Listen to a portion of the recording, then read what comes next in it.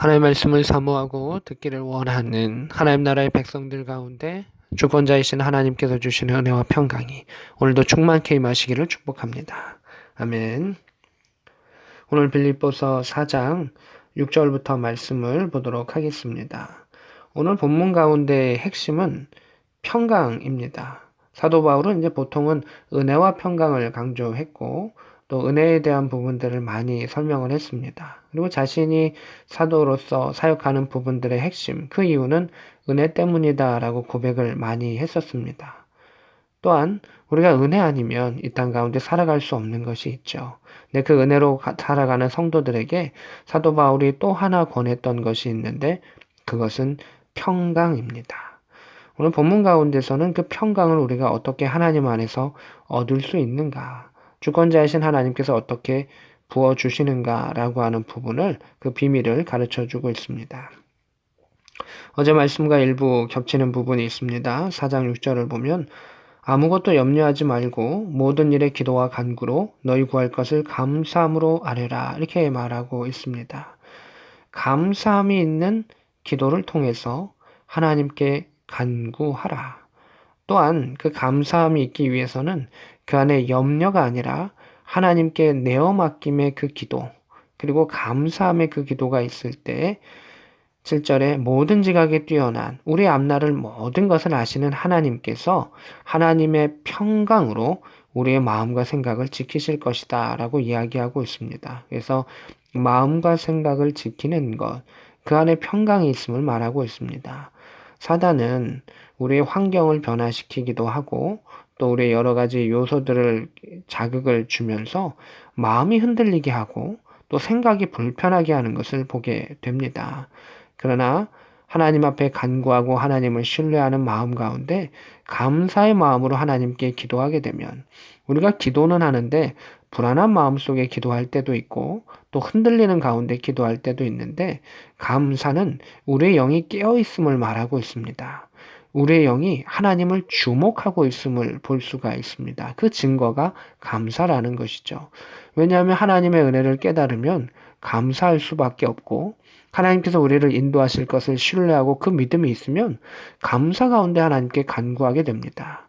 내가 무엇을 간구하든 하나님이 하나님의 뜻 가운데 가장 좋은 것으로 인도하실 줄로 믿고 모든 지각에 뛰어나신 전능하시고 모든 것을 아시는 하나님께서 최고의 곳으로 인도해 주신다라고 하는 것을 우리는 믿기 때문입니다. 그래서 그 깨어있는 기도, 믿음의 기도는 감사의 기도다. 그 기도를 통해서 나아갔을 때 하나님께서는 우리의 앞길 가운데 선대하시고 인도하신다. 그것이 평강의 비밀이다라고 하는 것을 말하고 있습니다. 그리고 8절과 9절은 평강의 비밀이 또 하나 있습니다. 9절에 보면 너희는 내게 배우고 받고 듣고 본 바를 행하라. 그리하면 평강의 하나님이 너희와 함께 계시리라. 이렇게 되어 있습니다. 기도하는 것, 감사의 마음으로 기도하고 그 마음과 생각을 지키는 것이 중요한데 이 마음과 생각의 영역과 함께 또 하나 필요한 것은 행동, 실천의 영역입니다. 내게 배우고 받고 듣고 본 바, 이게 뭡니까? 말씀이죠. 말씀대로 살아야 된다는 겁니다. 사도 바울은 자신의 가르침을 그들에게 가르친 것이 아니고 예수 그리스도와 하나님의 가르침을 가르쳤고 자신도 제자로서 그것을 살아냈었고 그것을 또 다른 제자들에게 가르쳐 준 것이죠. 그래서 사도 바울은 특별히 빌립보 교인들 향해서는 이 나를 따르라. 본받으라 라고 하는 그러한 느낌의 뉘앙스를 많이 갖고 있습니다. 그만큼 이 교회 교인들에 대한 애착이 강한 것이고 아주 그 밑바닥부터 그들의 신앙생활을 함께 했기 때문에 바울은 이러한 말씀을 담대하게 전할 수가 있다라고 하는 것을 보게 됩니다. 말씀대로 살아라. 말씀을 실천해라. 기도는 믿음의 영역이라면 그 믿음의 영역이 삶 가운데 이루어지는 실천의 영역으로 나아갔을 때 하나님께서 함께 하신다는 겁니다. 그 마음과 생각을 지키실 뿐만이 아니라 삶 자체를 하나님께서 지키셔서 하나님이 함께 하신다라고 하는 것입니다. 물론 하나님은 늘 함께 하시죠. 근데 평강의 하나님이 함께 하신다. 이게 무슨 뜻입니까? 하나님께 주시는 평강을 얻을 수 있다. 말씀대로 사는 삶, 말씀을 실천하는 삶이 우리 가운데 평강을 줍니다. 때로는 말씀대로 사는 것이 손해보는 것 같고 연약할 수 있죠. 그러나 하나님 말씀대로 살아가면 결국 평안을 얻을 수 있고 승리를 얻을 수 있음을 오늘 말씀은 가르쳐 줍니다. 그래서 사도 바울은 특별히 평강에 대해서 많이 축복했지만 그 평강의 비밀을 여기서 가르쳐 준 것이죠. 감사로 기도해라. 말씀대로 살아라. 그럼 하나님 평강을 지키실 것이고 평강이 하나님께서 늘 인도하실 것이다 라고 하는 것입니다. 이 평강의 하나님이 인도하셨을 때 일이 해결되는 가운데 주시는 경우도 있고 일은 해결되지 않지만 우리의 능력이 하나님께 주시는 은혜 가운데 감당할 수 있게 해주셔서 그 일들 가운데 염려하지 아니하고 또 그 일을 능히 감당하거나 또 이겨낼 수 있는 그것을 허락하여 주시는 것도 보게 됩니다. 그래서 말씀대로 살아가고 하나님께 함께하는 것이 얼마나 우리에게 중요한 삶인가를 보게 됩니다. 우리가 새벽의 시간에 기도하죠. 그러나 또 이렇게 말씀을 듣는 것은 말씀대로 살기 위함입니다. 또 이 말씀을 듣는 분들에게 제가 말씀을 요약하고 그 말씀을 적기를 원하는 그 이유를 아십니까?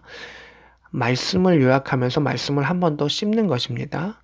또한 그것을 통해서 내 삶의 실천사항을 드러냄을 통해서 나는 이것을 행하겠다라고 공적인 고백을 행하는 것입니다. 그 결단을 통해서 그렇게 살아가는 것이죠. 그 결단과 그 고백이 부끄러울 수도 있습니다.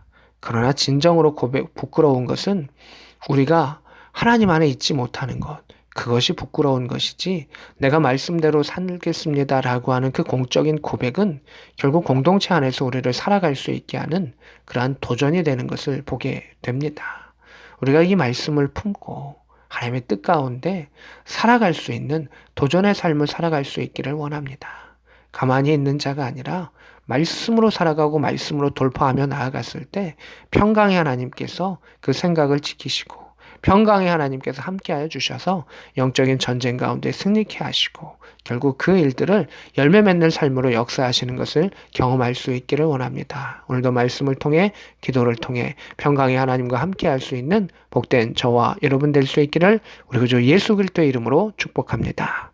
아멘.